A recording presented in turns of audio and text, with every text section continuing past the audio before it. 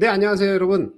자, 글로벌 애저 2021년 한국 행사에 여러분들을 환영합니다. 자, 이번 세션은 암 템플릿에 바이셉을 끼얹기라는 제목으로 이번 세션을 진행할 예정인데요. 네, 시작하기 앞서 우선 이번 그 글로벌 애저 2021 한국 행사에 후원을 해주신 클라우드메이트 그리고 마이크로소프트에 감사를 드리겠습니다. 시작하기 전에 우선 제 소개를 먼저 간단히 드릴게요. 저는 저스틴이고요. 마이크로소프트에서 클라우드 아드보카스로 일을 하고 있습니다. 그리고 보신 바와 같이 제 소셜미디어는 트위터 그리고 깃허브 아이디 그리고 페이스북 페이지가 이렇게 있는데요.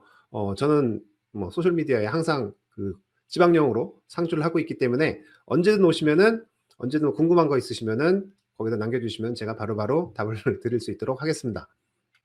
자, 그리고 중요한 거 하나. 그 여러분들께서 이제 뭐 지금 이거는 녹화돼서 하는 세션이에요. 그렇기 때문에 저는 그 채팅창에 여러분들이랑 계속 같이 있을 겁니다.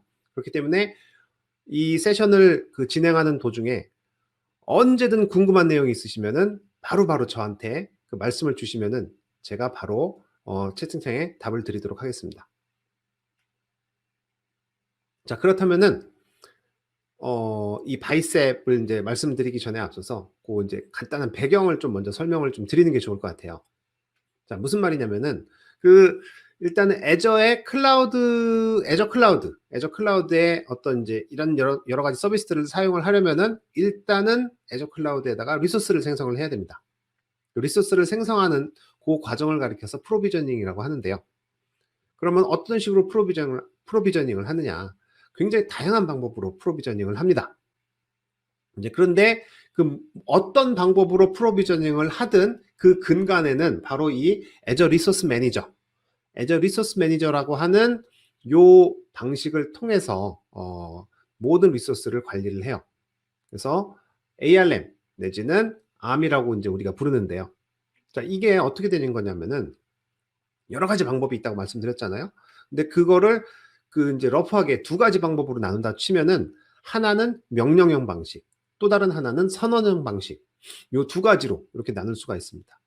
크게 이렇게 두 가지 방식으로 나눌 수가 있어요. 그렇다면은 좀 많이 들어보셨을 거예요. 영어로는 임퍼러티브, 명령형, 그 다음에 선언형은 데클러레이티브라고 얘기를 하는데, 그럼 이 둘의 차이가 뭔가 미묘하게 있으니까 이게 명령형 그리고 선언형 이렇게 나눴겠죠. 이 두 가지 방식에 대해서 잠깐 좀 한번 짚어보고 넘어가겠습니다. 간단하게 짚어볼게요.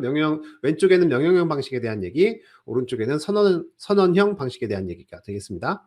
자, 명령형 방식에서는 말 그대로 이름이 나오잖아요. 명령어를 치는 거예요. 그러니까 리소스를 하나 생성을 하기 위해, 리소스를 하나 관리를 하기 위해서 항상 명령어를 실행을 시킵니다. 그 명령어는 예를 들어서 애저 파워쉘이 될 수도 있고, 아니면은 애저 CLI가 될 수도 있고, 뭐 이렇게 되겠죠. 그래서 예를 들자면은 내가 저장소 어카운트를 만들고 싶다라고 하면은 저장소 어카운트를 생성하는 명령어를 치면 돼요. 파워쉘이라면은 예를 들어서 new az 스토리지 어카운트 뭐 이런 식이 되겠죠. 내가 앱 서비스 인스턴스를 만들고 싶다 한다면은 파워쉘 같은 경우는 new az 웹앱, new az 펑션 앱 이런 식으로 파워쉘 명령어를 하나씩 치는 거예요. 그렇죠? 근데 반면에 선언형 방식에서는 내가 원하고자 하는 리소스가 뭐 하나가 있을 수도 있고 여러 개가 있을 수도 있잖아요. 그럴 때 내가 원하는 리소스를 전체를 한 번에 정의를 다 합니다. 즉 내가 원하는 리소스는 이런 것들이 있다라고 딱 정의를 하고 딱 실행을 시키면은 촥 만들어지는 그게 이제 선언형 방식의 특징이라고 할 수 있어요. 그렇죠? 그러다 보니까 명령형 방식에서는 그 리소스별로 어떻게 만들어지는지, 어떻게 만들어졌는지, 어떤 상태를 갖고 있는지 이런 그 실행 상태를 리소스별로 다 내가 알고 있어야 됩니다. 내가 다 알고 있어야 돼. 반면에 선언형 방식에서는 나는 이런 리소스가 필요하니까 만들어줘 라고 말 그대로 선언을 하는 거기 때문에 어떤 식으로 만들어지는지는 사실은 크게 관심이 없어요. 그냥 만들어지면 장땡이란 말이죠. 만들어지면 끝이에요. 그런 차이가 있죠. 리소스의 어떤 실행 상태가 어떻게 되는지 사실 사용자 입장에서는 굳이 알 필요가 없다는 게 바로 이 선언형 방식의 특징이 되겠습니다.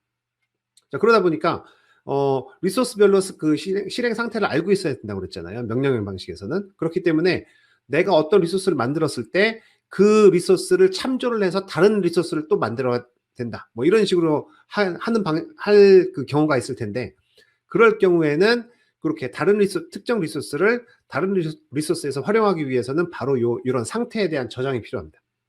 명령형 방식에서는 어떤 식으로든 저장을 해야 돼요. 반면에 선언형 방식에서는 나는 이렇게만 만들어줘. 네가 어떻게 하든 상관없어. 딱 이런 식으로 선언을 해놓는 거기 때문에 전혀 이런 상태에 대한 관심이 없습니다. 그게 이제 이런 차이라면 차일 거예요.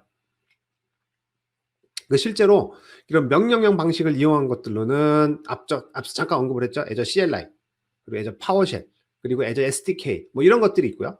선언형 방식에서는 ARM 템플릿이 있습니다. 우리가 다룰 것들은 이제 ARM 템플릿에 대한 건데, 그건 좀 이따 이제 더 얘기를 나눠보기로 하고요. 이제 이렇게 두 가지 방식이 있어요. 자, 그래서 명령형 방식을 한번 어떤 식으로 돌아가는지 예를 제가 스크린샷을 한번 따봤어요. 요거는 이제 파워쉘 스크린이란 말이죠. 자, 파워쉘로 하면은 맨 처음에 여기 이제 리소스 그룹을 생성을 합니다. new as a resource group 해가지고 rsc grp라는 변수에다 저장을 시켜요. 저장이 되겠죠. 이름은 이렇게 주고 로케이션은 코리아 센트럴 이렇게 놨습니다. 그렇죠? 이렇게 명령형 방식으로 딱 해놓고 그러면은 리소스 그룹이 만들어졌잖아요. 그럼 리소스 그룹에 대한 내용은, 자세한 내용은 이미 저 rsc grp라는 곳에 저장이 돼 있단 말이죠. 그래서 이걸 바탕으로 해서 나는 저장소 어카운트를 만들고 싶다. 그러면 또다시 new az storage account 이런 명령어를 이제 써서 한단 말이죠. 그럴 때 나는 그러면은 어떤 리소스 그룹에 어떤 로케이션에 하겠다라고 한다면은 바로 그거는 요 rsc grp라는 변수에 이미 저장이 되어 있기 때문에 요걸 갖고 와서 이렇게 쓰면 된단 말이에요. 그렇죠? 그러니까 이런 식으로 내가 원하는 그 정보를 알기 위해서는 이미 어떤 식으로든 상태가 어딘가에는 저장이 돼 있단 말이죠. 그게 변수가 됐든 다른 무언가가 됐든 어딘가에 저장이 돼 있습니다. 그렇죠? 그러니까 이런 식으로 명령형 방식에서는 사용을 합니다. 그렇죠? 자, 그러면은 여기 보이시죠? 리소스 그룹 요 두 개가 바로 그 상태가 저장이 되어 있는 어떤 무엇이란 말이에요. 여기서는 변수로 활용을 했죠. 자, 그러면은 다음번에 선언형 방식을 한번 볼게요. 자, 선언형 방식을 보겠습니다. 이건 암 템플릿이에요. 자, 암 템플릿 보시면은 여기 베리어블 있죠? 자, 베리어블로 변수를 미리 선언을 했습니다. 메타다타 그리고 스토리지 어카운트라는 변수를 선언을 했어요. 그렇죠? 딱 변수를 다 선언을 해놓은 상태에서 그 다음에 이렇게 리소스를 선언을 합니다. 자, 리소스를 선언했죠? 리소스라고 되어 있죠? 자, 저장소 어카운트가 이렇게 해놨단 말이에요. 자, 봤을 때 저장소 어카운트에서는 여기 보시면은 여기 이제 베리어블 보이시죠? 베리어블. 여기 앞서 이제 선언을 해놨던 베리어블 값을 여기서 참조를 하고 있어요. 그렇죠? 그런데 중요한 거는 이 앞에 명령형 방식에서는 이미 내가 리소스를 하나 생성을 해놓고 그거를 다른 리소스에서 참조를 하게 한다거나 이렇게 했단 말이에요. 자, 그렇다면은 여기 선언 방식에서는 어떻게 됐을까요? 지금 이 작성하는 이 와중에서도 아직까지는 이 암 템플릿을 실행을 시키지 않았기 때문에 아무 리소스도 만들어지지 않았습니다. 이 암 템플릿을 실행을 시켜야지만 비로소 리소스 프로비저닝이 이제 시작이 되는 거예요. 무슨 말인지 아시겠죠? 그러니까 그 앞에서랑 방식이 조금 다르다고 보시면 될 것 같아요. 그렇죠? 자, 그렇다면은 자, 명령형 방식이 나을까요? 아니면 선언형 방식이 나을까요? 자, 둘 다 분명히 어떤 장단점이 있으니까 명령형 방식의 어떤 이제 커맨드 라인 인터페이스가 있을 거고, 그렇죠? 그 다음에 선언형 방식의 어떤 장단점이 있으니까 또 암 템플릿이라는 게 만들어졌을 거란 말이죠. 자, 그럼 어떤 게 더 나을까요? 사실은 이거는 뭐 정해진 답은 없습니다. 당연히 상황에 따라서 다르겠죠.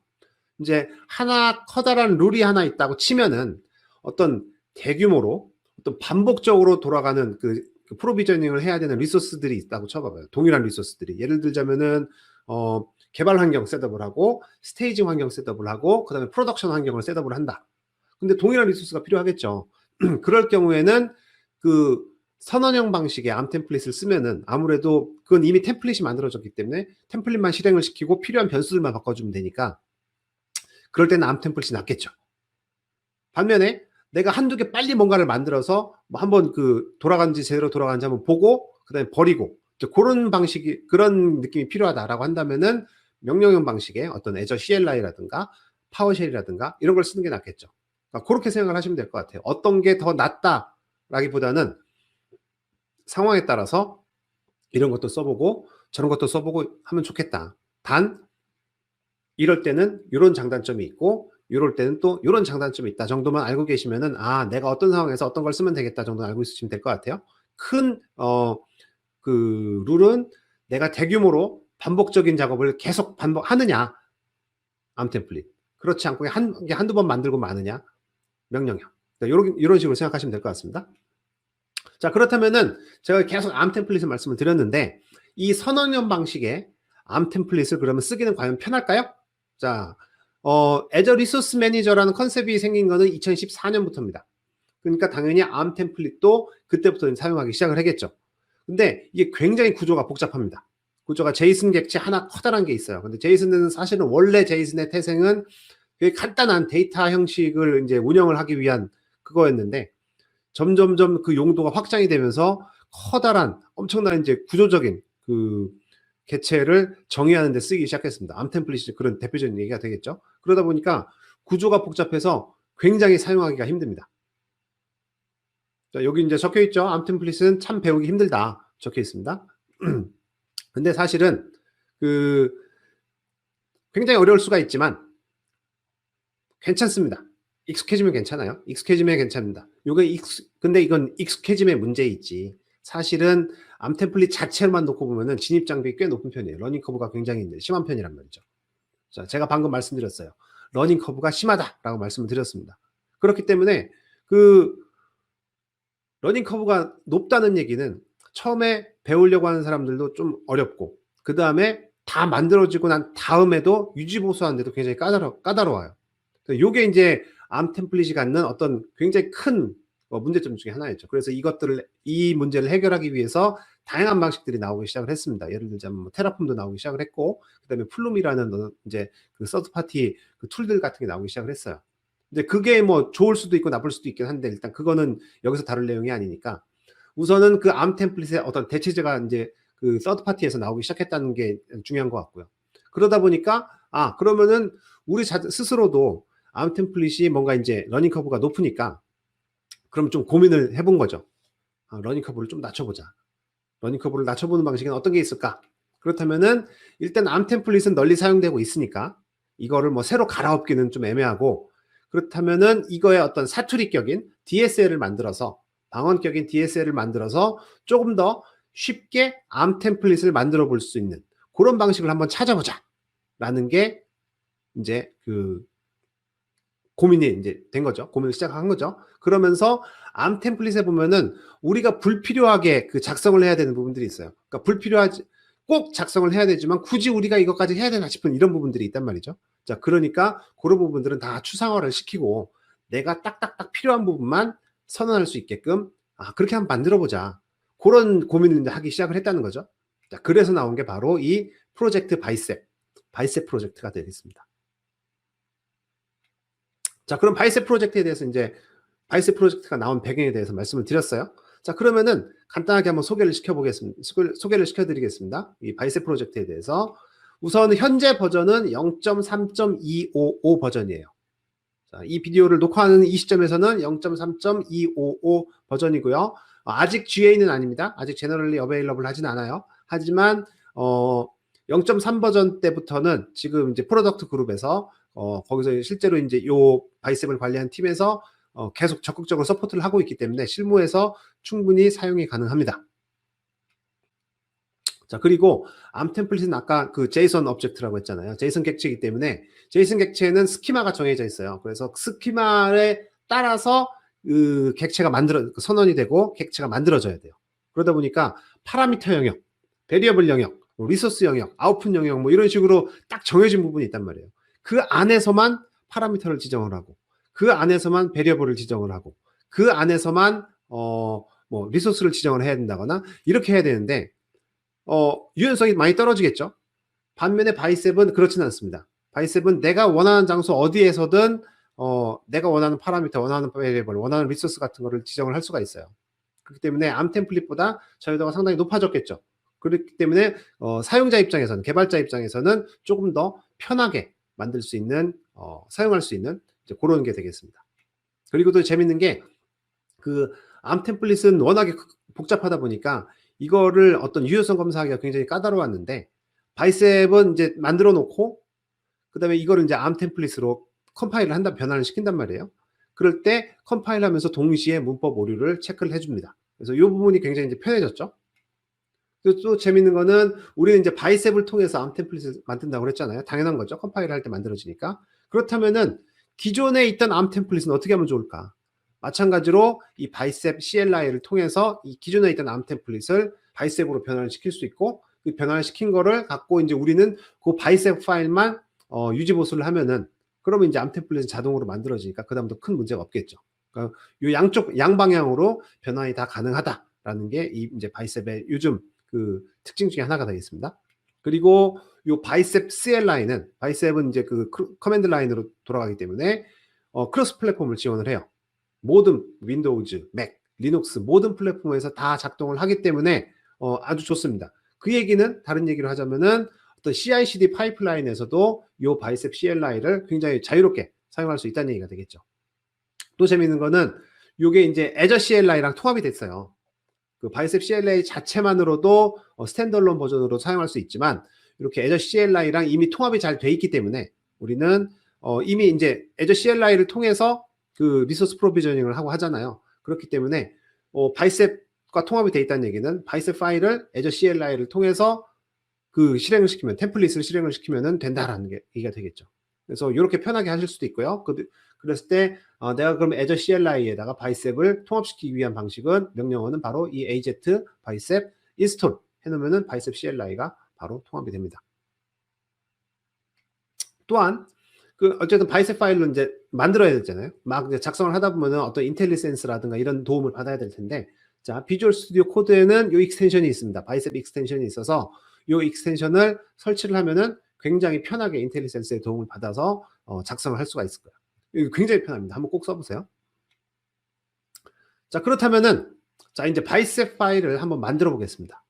우선 만들어 보기 전에 좀 공부를 해야겠죠. 어떤 식으로 바이셉 파일을 만들면 좋을까에 대해서 잠깐 말씀을 드려볼게요.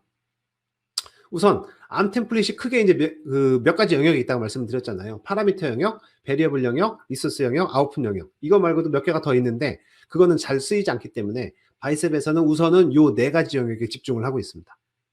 요 네 가지 영역에 집중을 하고 있어요. 파라미터, 베리어블, 리소스, 아웃풋. 자, 그럼 처음 파라미터 하는 것부터 보겠습니다. 파라미터는 이렇게 보시는 것처럼 요 파람이라는 키워드가 있어요. 파람이라는 키워드로 파라미터 이름을 딱 정을 하면은, 그러면 이건 파라미터가 되는 거예요. 자, 그렇죠? 그 다음에 요거는 스트링이라고 하는 건 이제 데이터 타입이 되겠습니다. 즉, 키워드, 이름, 데이터 타입. 이렇게 딱 지정을 해주면 끝이에요. 굉장히 간단하죠. 암 템플릿은 굉장히 복잡한데, 이거 하나를 하기 위해서도 약간 그 제이슨 객체를 하나를 만들어야 되는데 굉장히 복잡하잖아요. 근데 바이셉에서는 이렇게 한 줄로 바로 간단하게 만들 수 있다는 거죠. 자, 그럼 볼까요? 요거는, 자, 또 이제 암 템플릿의 가장 큰 단점 중에 하나는 제이슨 객체다 보니까, 제이슨은 그 스펙상 코멘트를 지원을 하지 않아요. 그렇기 때문에 코멘트 부분을 넣는 게 굉장히 좀 까다로웠는데, 자, 바이셉은 이런 식으로 코멘트를 지원을 합니다. 코멘트를 지원을 하죠. 그렇기 때문에 주석을 지원을 하기 때문에 주석 달기가 굉장히 편해요. 굳이 암 템플릿의 그 디스크립션 부분을 하지 않아도 이 코멘트 부분만 있어도 그 코멘트로 다 해결이 가능하겠죠. 자, 그리고 자, 그 기본 값을 지정을 하는 건 이렇게 하면 돼요. 암 템플릿일 경우에는 디폴트 밸류라는 이제 그 어트리뷰트를 하나 넣어서 거기에다가 이제 그 기본 값을 지정을 했다고 한다면, 바이셉에서는 이런 식으로 이퀄 사인 넣고 파라미터 지정을 하고 바로 거기다가 기본 값을 이렇게 대입해 놓을 수가 있습니다. 여기는 리소스 그룹의 로케이션이라는 이 값을 갖고 오면 되겠죠. 이런 식으로 지정을 할 수 있습니다. 자, 또 한 가지는 어떤 내가 값에다가 파라미터를 지정을 할 때 그 파라미터의 특정 값들 중에 하나만을 선택을 해야 되는 그런 경우가 있을 수도 있어요. 그러니까 인원 밸류 같은 거겠죠.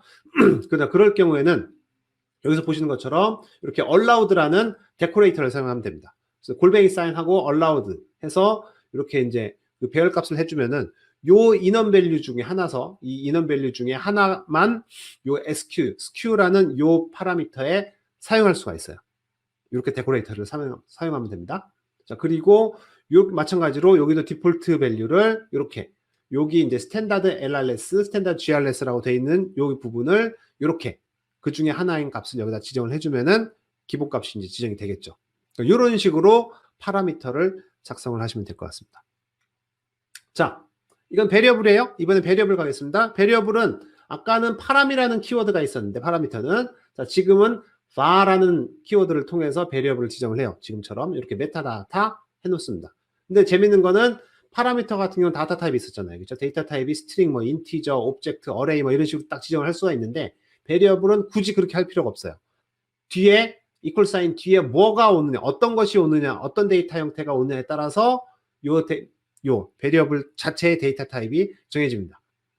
지금 저는 여기서 그 괄호를 묶어놨잖아요. 즉 객체 타입의 메타다타를 정의를 한 거죠. 그렇죠? 뭐든 될 수 있습니다. 자, 여기 보시죠. 근데 안에서도 요 메타다타 안에 이제 어트리뷰트가 두 개가 있는 거예요. 롱네임, 숏네임 이렇게 두 개가 있는데 요것도 마찬가지로 요 각자가 그 숫자도 받을 건 인티저도 받을 수 있고 아니면 이제 스트링도 받을 수 있고 어레이도 받을 수 있고 다 받을 수 있어요. 객체도 받을 수 있어요. 그러니까 지금 같은 경우는 스트링을 받는 거겠죠. 스트링을 받는데 여기서 또 재밌는 게 이렇게 스트링 인터폴레이션을 지원을 합니다. 즉, 요 name, env, 로케이션 코드라고 하는 거는 이미 메타다타 이전에 어딘가에 지정이 돼 있던 거예요. 어딘가에 딱 선언을 해놨던 거예요. 정의를 해놨던 거를 그대로 가져다 쓰면 된다는 거죠. 그럼 요런 스트링 모양이 만들어진다는 거예요. 그렇죠? 요때 요 파라미터, 요 값들은 파라미터가 다른 파라미터가 될 수도 있고 아니면 다른 베리어블 값이 될 수도 있습니다. 자, 그 점을 염두에 두시면 좋을 것 같고요. 자, 그렇게 해서 또 새로운 베리어블을 이렇게 딱 이제 하나 선언을 했어요. 자, 새로운 베리어블 선언할 때, 자, 여기서 보실까요? 이거 format이라는 함수가 있습니다. 이 format은 어떤 걸까요? arm 템플릿이 이제 자체적으로 제공하는 그 펑션들이 있어요. 함수들이 있는데, 그 중에 하나, format이라는 걸 사용을 했습니다. 그 얘기는 뭐냐면은, 우리 바이셉에서는 arm 템플릿에서 제공하는 arm 템플릿 펑션들을 같이 사용할 수 있다는 얘기예요. 무슨 말인지 아시겠죠? 이렇게 사용할 수도 있고요. 자, 그 다음에 여기 보실까요? 여기 보면은 metadata.longname이라고 돼 있죠. 그게 여기에요. 요 베리어블의 longname이라는 metadata라는 베리어블의 longname이라는 거를 이렇게 참조해서 갖고 올 수도 있습니다. 이런 식으로 베리어블은 다른 베리어블을 참조할 수도 있어요. 그렇죠? 자, 요 밑에서 보시는 거 요 location이라고 하는 거는 요 베리어블은 파라미터 내지는 요 location 앞에서 파라미터 지정을 했던 거니까 그런 식으로 이제 할 수 있다라고 생각하시면 될 것 같아요.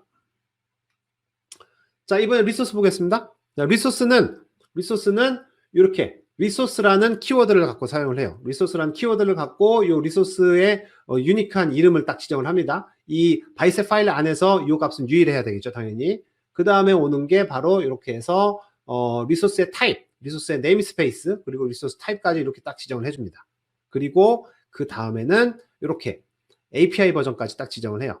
즉 2020년 12월 1일이라고 하는 API 버전을 딱 이렇게 지정을 해주면은 그럼 나는 요 리소스는 요 리소스 네임스페이스와 타입의 요 API를 이용을 해서 리소스를 내가 정의를 하겠다라는 의미가 되겠습니다. 그렇죠? 쫙 이렇게 해요. 자, 그럼 마찬가지로 리소스도 마찬가지로 앞에서 그 정의해놨던 베리어블들 서비스 플랜.name, 서비스 플랜.location을 마찬가지로 참조해서 갖고 올 수가 있어요. 이렇게 갖고 와서 이제 쫙 작성을 하겠죠. 그렇죠? 자, 그 다음에 또 다른 리소스를 한번 또 정의를 해보겠습니다. 자, 이번에는 자, 요거는 서버팜이니까 서버 앱 서비스 플랜이잖아요. 전 컨섬션 플랜을 이제 만들어놨단 말이죠. 자, 컨섬션 플랜을 만들어놨으니까 펑션 앱이라는 걸 이제 리소스 펑션 앱이라는 리소스를 이렇게 만들 거예요. 그렇죠? 자, 웹 사이트 이런 API 버전으로 해서 만들었습니다. 이렇게 딱 선언을 했고 그 안에서 자, 이렇게 지정을 하는데 여기 보실까요? 자, 여기서 보면은 서버팜 아이디라고 해서 csplan.id, csplan 여기 있죠? 요 리소스의 id 값을 내가 참조한다 라고 이렇게 해놓는 거예요. 이렇게 해놓다 보니까 그러면은 그 csplan과 펑션 앱은 요 두 개는 서로 이제 그 의존성이 생겼겠죠? 왜냐면은 이 펑션 앱이 csplan을 참조를 하기 때문에 자연스럽게 csplan이 먼저 프로비저닝이 되고 요걸 이후로 펑션 앱이 프로비저닝이 됩니다. 즉 요걸 통해서 그런 순서가 의존성이 결정이 되는 거예요. 그래서 사실 이런 부분들은 암 템플릿에서는 우리가 depends on이라는 어트리뷰트로 우리가 일일이 다 지정을 해줘야 되는 건데 바이셉에서는 이 부분들이 자동으로 다 이제 그 지정이 됩니다. 그래서 우리는 더 이상 신경 쓸 필요가 없어졌어요. 자, 마지막으로 아웃풋을 보겠습니다. 자, 아웃풋은 아웃풋 키워드를 쓰겠죠? 아웃풋 키워드를 통해서 우리가 이렇게 이제 펑션 앱 URL이라는 걸 갖고 오고요. 그 다음에 자, 데이터 타입 나오죠? 자, 데이터 타입이 어레이가 나왔어요. 그리고 마지막으로 이 아웃풋 값을 이렇게 펑션 앱 프로퍼티스 호스트네임이라고 해서 이전에 만들어놨던 리소스 있잖아요. 그 리소스의 값을 이렇게 참조를 해서 갖고 올 수가 있습니다. 즉 아웃풋은 지금처럼 리소스의 값을 참조할 수도 있지만 앞에서 우리가 해놨던 파라미터 내지는 베리어블도 마찬가지로 이렇게 참조해서 갖고 올 수가 있어요. 이렇게 아웃풋 값을 해놓으면 되겠습니다. 자, 여기까지 해서 기본적으로 파라미터, 그 다음에 베리어블, 그 다음에 리소스, 아웃풋을 어떤 식으로 작성을 하는지, 작성하는 요령에 대해서 간단히 말씀을 드렸어요. 근데 이제 뭐 이렇게 말씀을 드려도 저렇구나가 되는 거니까 실제로 한번 데모를 통해서 어떤 식으로 작성을 하는지 한번 보여드리겠습니다. 자, 지금 앞에 제가 예시를 들은 것들이 대부분 다 애저 펑션 애플리케이션을 이제 애저 펑션 앱 리소스를 프로비저닝 하는 데 쓰이는 것들이었으니까 이제 데모도 마찬가지로 애저 펑션과 관련된 리소스들을 프로비저닝을 하도록 하겠습니다. 이거와 관련된 소스 코드는 여기 있어요. 자, aka.ms/ga2021kr/demo -bicep 하셔도 되고, 자, 왼쪽에 보이시죠? QR 코드. 이거 해서 가서 보셔도 상관없습니다. 어떤 식으로 가서 보시면은 소스 코드를 보실 수 있을 거예요. 굉장히 쉽게 되어 있습니다. 자, 그러면은 한번 실제로 한번 보겠습니다. 자, 제가 한번 코드를 한번 볼게요. 자, 지금 저희는 자, 코드가 지금 아무것도 없죠. 리소스가 지금 아무것도 없습니다. 아무것도 없어요. 자, 그러니까 한번 제가 코드를 한번 만들어 볼게요. 자, 만들어 보겠습니다. 저 여기서 자, azure deploy.bicep. 자, 저희 코드를 이렇게 만들었어요. 네, 만들었죠?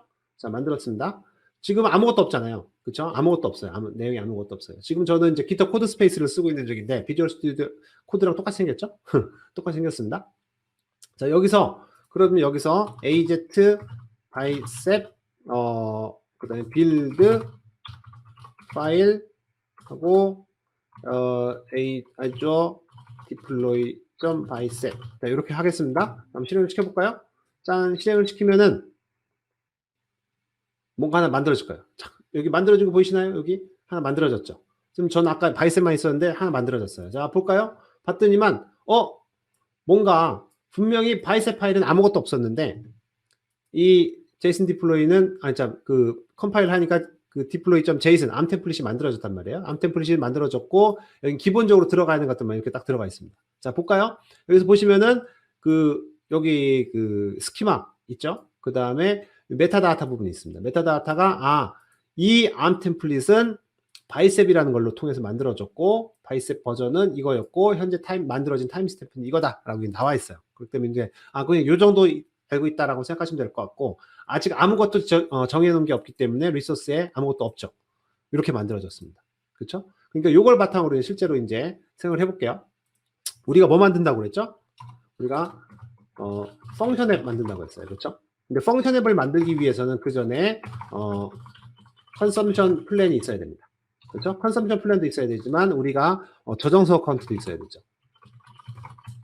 이렇게 우리가 크게 펑션 앱 하나를 프로비저닝 하기 위해서는 적어도 펑션 앱 뿐만이 아니고 컨섬션 플랜 그리고 저장소 어카운트 다른 리소스가 필요하단 말이에요. 그래서 요거를 어떻게 하는지 한번 보겠습니다. 그러면은 우선 파람 네임 스트링 해가지고 리소스의 이름을 일단 외부에서 받아오겠죠? 자, 외부에서 받아올 거예요.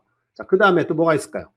자, 파람 로케이션 해가지고 마찬가지 스트링 해가지고 얘는 리소스 그룹에 있는 로케이션을 바로 따라오는 걸로 자, 이렇게 하겠습니다. 리소스 그룹 로케이션을 따라오는 걸로 하고요. 그 다음에 파람 로케이션 코드가 하겠습니다. 로케이션 코드는 뭐냐? 그냥 이거는 리소스의 이름을 네이밍 컨벤션이라고 생각하시면 될 것 같아요. 우리는 항상 한국 코리아 센트럴에다 만들 거니까 얘는 KRC 코리아 센트럴이라고 놓겠습니다. 자, 이런 식으로 놓고 자, 여기까지만 한번 놓을까요? 자, 그 다음에 아까 해놨던 거 또 하나 있었죠? 이 정도면 될 것 같아요. 파람 자, 스토리지 SQ는 스트링이라고 해서 이것도 우리 뭐 딱히 할 거 없이 그냥 스탠다드 LRS 이렇게만 놓고 이제 시작을 하겠습니다. 기본값 이렇게 놓고 시작을 하고요. 그럼 펑션 앱을 이제 만들어야 되니까 자, 펑션 앱을 만들어야 되니까 그러면은 펑션 앱을 위해서 자, 펑션 앱 하고 변수를 하나, 베리어블 하나 만들어 놓을게요. 여기다가 이제 name 해서 하는데 name 하기 전에 여기다가 이제 그걸 하나 있구나. 베리어블에서 메타 다타 해서 하나 만들어 놓겠습니다. long name 해가지고 long name에다가는 자 일단은 리소스마다 그 프리픽스를 하나 달아 놓고요. 그 다음에 여기다가 스트링 인터폴레이션을 해서 리소스 네임을 방금 받아왔으니까 했고, 그 다음에 로케이션 코드를 하나 집어넣을까요? 자, 로케이션 코드 이렇게 해놓으면은 예를 들자면 이런 거죠. 리소스의 프리픽스 그게 이제 펑션 앱이 될 수도 있고 저장소 카운트가 될 수 있고 뭐 있으니까 거기에 리소스 이름의 로케이션 KRC 이런 식이 되겠죠. 그렇죠? 그러니까 이렇게 된다고 보시고요. 그 다음에 요거랑 비슷하게 해서 이거랑 비슷하게 해서 쇼트 네임도 한번 해보겠습니다. 쇼트 네임 뭐냐면은 저장소 카운트 같은 경우는 특수 문자가 허용이 안 돼요. 그러다 보니까 이렇게 요 앞에 이제 대시가 붙어 있는 부분들을 다 빼야 됩니다. 이렇게 해놓고 그럼 여기서는 자 그럼 펑션 앱에 이제 펑션 앱을만을 위한 베리어블 따로 하나 만들게요. 그래서 여기서 포맷 해가지고 메타다타 롱네임 해서 롱네임 해놓으면은 지금 포맷을 해놨잖아요. 포맷을 해놓은 이유는 요 플레이스홀더 부분을 이제 바꿔야 되기 때문이니까 여기서 펑션 앱이니까 프리픽스를 FNC 앱 이렇게 놓겠습니다. 펑션 앱 이렇게 놓겠고요. 그 다음에 로케이션 자, 펑션 앱의 로케이션은 파라미터의 로케이션 그대로 받아오는 걸로 할게요. 자, 그 다음에 했으니까 이제 리소스를 이제 하겠습니다. 리소스는 자, 펑션 앱 그렇죠? 리소스 프리픽스를 이제 펑션 앱으로 놨으니까 그 다음에 마이크로소프트 웹사이트 맞죠? 그래서 여기 지금 웹사이트라고 해서 굉장히 많은 옵션이 있는데 우리는 맨 처음 거 이렇게 해놓으면은 자 보이시죠? 여기 이제 네임스페이스 있죠? 리소스의 네임스페이스 있고 리소스의 타입이 있고 리소스 그걸 구성하기 위한 API 버전이 이렇게 있습니다. 그러니까 이렇게 딱 지정을 해놓고 우리는 이제 가져가는 거죠. 자, 그래서 네임 해서 네임은 자, 펑션 앱의 네임 가져가고요. 그렇죠? 그 다음에 로케이션도 펑션 앱의 로케이션을 가져가겠습니다. 자 그리고 펑션 앱이니까 일단 펑션 앱의 카인드는 펑션 앱이 되겠죠? 자 그렇죠? 그 다음에 또 뭐가 있느냐? 그 다음에 이제 프로퍼티를 딱 지정을 할 거예요. 자 프로퍼티즈 해서 지정을 하고 자, 어떤 내용을 하느냐? 일단은 그 컨섬션 플랜이 있어야 되니까 서버팜 아이디를 csplan.id라고 놓겠습니다. 근데 여기 보시면은 빨간 줄 나와 있죠? 빨간 줄 나왔다는 얘기는 뭘까요? 그 아직까지 CS 플랜에 대해서 우리가 정해놓지 않았다는 얘기예요. 그럼 좀 이따 하겠습니다. 그 다음에 뭘 할까요? HTTPS only는 당연히 true로 놔야겠죠. 자, 그 다음에 자 사이트 컨피그 해서 놓고 그 다음에 여기서 앱 세팅스 놓고 그렇죠? 그 다음에 그 안에 여러 가지 값을 넣어야 되는데 일단 저희가 그거는 양이 많으니까 제가 그거는 카피를 해서 갖다 놓도록 하겠습니다. 복사를 해서 자 여기다 놓겠고요. 자 복사해서 놨죠? 자 이렇게 놨어요. 자 그럼 여기서 보겠습니다. 자 여기서 보겠습니다. 지금 그렇게 해서 다 만들었어요. 자 다 만들었는데 여기서 하나 이제 보셔야 될 게 눈여겨보셔야 될 게 빨간 줄 쳐진 부분이에요. CS 플랜 있죠. 그 다음에 ST 있죠. 그렇죠. 이거는 우리가 지금 앞에서 아무 데서도 이 CS 플랜에 대해서 정의를 한 적이 없어요. 그 다음에 ST도 마찬가지로 정의를 한 적이 없습니다. 요거는 요 두 개는 다른 리소스예요. 우리가 참조를 해야 되는 다른 리소스란 말이죠. 우리가 정의한 적이 없잖아요. 그러니까 앞으로 정의를 하면 됩니다. 그렇죠? 자 그러면은 CS 플랜은 뭘까요? 컨섬션 플랜이란 말이에요. 그 다음에 ST는 뭘까요? 아시겠지만 스토리잖아요. 저장소 어카운트란 말이에요. 그거를 이제 아래 단에서 다시 한번 또 정의를 할 거예요. 컨섬션 플랜 정의를 해야 되겠죠? 자, 마찬가지로 컨섬션 놓겠습니다. 컨섬션 놓고요. 마찬가지로 같은 걸 할 테니까 여기 그냥 이걸 그대로 복사를 해서 가져가죠. 여기를 그대로 복사를 해서 펑션 앱 대신에 컨섬션으로 바꾸면 되니까 자, 이렇게 바꾸고 자 여기서 컨섬션 바꾸고 이제 여기서 그 프리픽스를 펑션 앱 대신에 cs 플랫 이렇게 바꾸겠습니다. 마찬가지 같은 식으로 해서 이것도 저장소 카운트도 이제 이렇게 할게요. 근데 대신에 여기서는 그 스토리지 어카운트는 롱 네임 대신에 이렇게 숏 네임이 되겠죠. 숏 네임 하고 짧아야 되니까 15자까지 허용이 안 되니까 st 최대한 줄이겠습니다.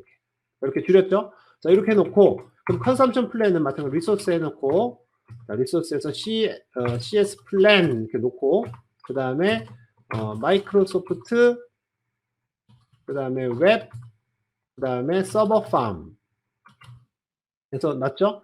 첫 번째 걸 따지면 이렇게 되겠습니다. 마이크로소프트 웹 서버 팜에서 API 버전 2020년 12월 20일 12월 2일 12월 1일까지 놨고요. 자 여기까지 정의가 됐어요. 자 그 다음에 마찬가지로 네임 하면은 컨섬션의 네임 그쵸?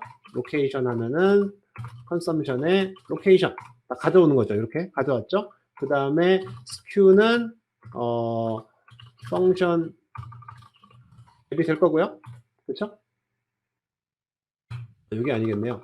스큐 하니까 얘는 이렇게 가져오고 여기서 네임 하니까 자 제가 잘못했네요.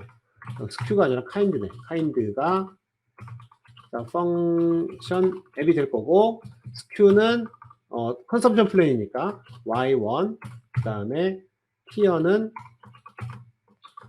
다이나믹 이렇게 될 거예요. 이게 전부죠? 이게 전부인 것 같습니다. 뭐가 더 있나? 이 정도가 전부일 거예요. 그럼 이렇게 해서 자 컨섬션 플랜을 다 만들었어요. 그렇죠?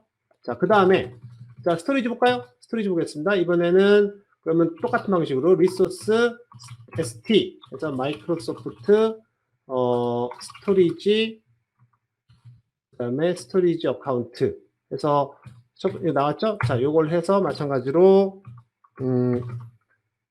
이렇게 하고 마찬가지로 name 하면 스토리지 name 그죠? 로케이션 하면은 스토리지 로케이션 놓고 kind 하면은 스토리지 v2가 될 거고요. 그쵸? 그 다음에 squ 하면은 자 여기서 name 뭐가 될까요? 자 프리미엄 LRS 이렇게 있잖아요. 근데 앞에 있었으니까 요거를 스토리지 sq 이제 이렇게 갖고 오겠습니다. 그렇죠? 자 그리고 그럼 다 된 것 같아요. 뭐가 하나 더 있겠구나. 프로퍼티가 더 있겠네. 자 프로퍼티를 갖고 와요. 프로퍼티에서 또 뭐가 있을까요? HTTP 트래픽, HTTPS 트래픽 only 해서 true 이렇게 놓겠습니다. 자 이렇게 하면 다 만들어진 거예요. 다 만들어졌죠? 이렇게 해서 저장소 어카운트 만들었죠? 그 다음에 컨섬션 플랜 만들었죠? 그 다음에 펑션 앱을 다 만들었어요. 그렇죠? 이렇게 이제 만들면 되는 거란 말이죠. 자, 이렇게 다 만들었습니다. 다 저장이 됐고 자 제가 그럼 실제로 다시 한번 빌드를 해볼게요. 어떻게 되나 보겠습니다. 자 빌드 해보겠습니다. 일단 빌드 하니까 됐어요. 자 그러면은 여기서 어떻게 바뀌었나 보시죠. 애저 디플로이 암 템플릿이 만들어졌단 말이에요. 쭉 만들어진 거 보이시죠? 쫙 만들어졌어요. 그렇죠? 우리가 방금 했던 식으로 바이셉만을 만들었고 그걸 컴파일해서 빌드해서 컴파일해서 쫙 나오는데 보실까요? 여기서 리소스만 보세요. 펑션 이제 이게 펑션 앱이잖아요. 앱에 이 디펜존이 보이시죠? 지금 컨섬션 플랜과 저장소 어카운트의 의존성을 갖고 있어서 얘네 둘이 먼저 만들어져야지만 비로소 펑션 앱이 만들어진다라는 요게 지금 지정이 되어 있는데 요 디펜존은 사실은 여기서 요 CS 플랜 아이디 그리고 스토리지 어카운트 네임 요 두 개로 인해서 자동으로 그 의존성이 해결이 되는 겁니다. 그 의존성 부분은 이런 식으로 해결할 수가 있어요. 그러니까 사실 우리가 신경 써야 되지 않을 부분이 있는데 안 해도 되는 부분을 그 바이셉에서는 자동으로 다 해결해주는 이런 형태가 될 것 같습니다. 자, 요 부분을 갖고 이렇게 이제 되는 거 보셨죠? 자, 그렇다면은 우리가 이제 지금 바이셉 파일을 만들었잖아요. 바이셉 파일 만들었으니까 그럼 이걸 갖고 만들어진 요걸 갖고 실제로 디플로이를 한번 해보겠습니다. AZ 디플로이먼트 그 다음에 그룹 create 자 이렇게 해서 자 어떤 응용을 보죠? 자 이렇게 있습니다. 이렇게 있으니까 오케이 해서 자, 이름은 GA2021KR 놓고요. 그 다음에 리소스 그룹은 아까 이제 만들어 놨던 게 RG GA2021KR 이렇게 만들어 놨으니까. 그 다음에 템플릿 파일은 방금 바이셉 파일을 만들어 놨잖아요. 그러니까 azure deploy.bicep 이렇게 놓고요. 그 다음에 파라미터스는 우리가 그 이름 부분을 우리가 그 정의 안 했단 말이죠. 리소스 이름을 GA2021KR 이렇게 놓겠습니다. 자, 이렇게 놓고 한번 해볼게요. 그다음 혹시 모르니까 버보스 한번 놔보죠. 버보스 한번 놔보면은 실제로 어떻게 작동을 하는지 보겠습니다. 쫙 해서 뭔가 에러가 생겼네요. 지금 요거는 Azure CLI에 뭔가 에러가 생긴 것 같아요. 그러니까 이번에는 그렇다면 바이셉 파일 대신에 방금 만들어놨던 그 암 템플릿을 자 던져보겠습니다. 자, 그러니까 작동이 되죠? 그러니까 바이셉 파일이 작동하지 않을 경우에는 이렇게 암 템플릿으로 던져도 됩니다. 자, 그러면은 쭉 작동을 하고 있죠? 자, 다시 한번 요게 이제 다 될 때까지 다시 한번 간단하게 요거 이제 만들어진 걸 한번 또 설명을 드릴게요. 한번 잠깐 설명을 드리겠습니다. 자, 바이셉 파일을 볼게요. 지금 제가 파라미터 파일을 이렇게 만들었어요. 그렇죠? 파라미터 파일을 만들어 놓고 베리어블을 여기도 만들고 그 다음에 여기도 만들고 이렇게 만들어 놨어요. 그렇죠?